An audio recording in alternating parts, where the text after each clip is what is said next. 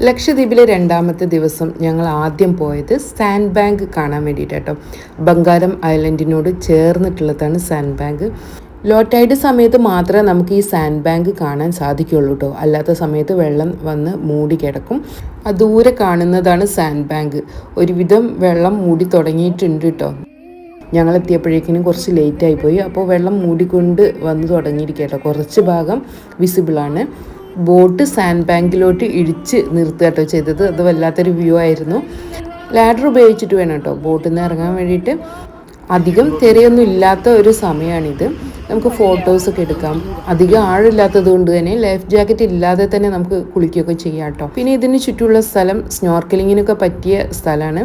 ഞങ്ങളുടെ snorkelling area ഏകദേശം ഇതിൻ്റെ അടുത്ത് തന്നെയാണ് കേട്ടോ.